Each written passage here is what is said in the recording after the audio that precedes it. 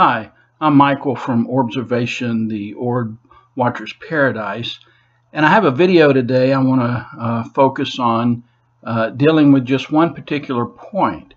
There are a couple of points I'm not going to focus on that can be found in my other videos, that is, what is the true shape of the orb, whether or not the orb is moving under its own power, whether or not the orb is animate or inanimate, whether it's an out-of-focus insect.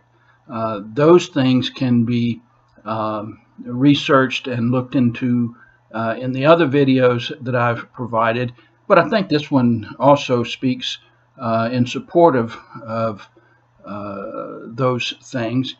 But the one thing I want to look at in this video is the misconception that orbs are only out-of-focus particles on or near the camera lens. And this video that I took dispels that misconception in the following way.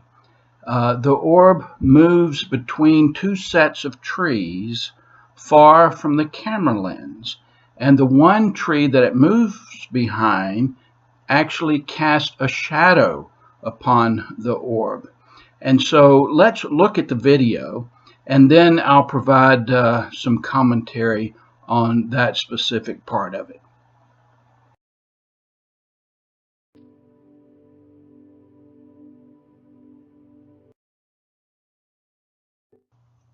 Notice as I slow the video down, you can clearly see the orb move behind the tree leaves, and a shadow is cast on the orb as it does so. This is very clear and very plain. Notice that once I stop the video, it is unquestionably clear that a shadow is being cast upon the orb, and the shadow is from the leaves that the orb goes behind. Now, the significance of this is that it dispels the misunderstanding that orbs are only out-of-focus particles on or near the camera lens.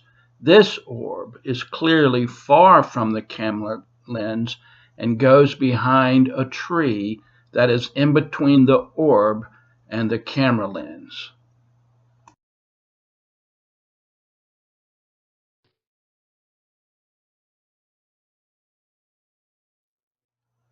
Now remember, the point of this video is not to focus on or try to prove the shape of the orb, not to try to prove that the orb is moving about under its own power and not blown around by the wind, or that the orb is living or not living, animate or inanimate. I think the video addresses that and clearly shows those things, but the main point was this: orbs are not out-of-focus particles on or near the camera lens. This orb was clearly far from the camera lens, and it went in front of and behind a set of trees. And the tree that it went behind had a shadow cast upon it from the leaves that were in between the camera lens and the orb. So that's the point of this particular video, and it goes a long way in establishing that orbs are their own living creature, in conjunction with all the other videos that I have and that I'll comment on as well. So thank you for watching.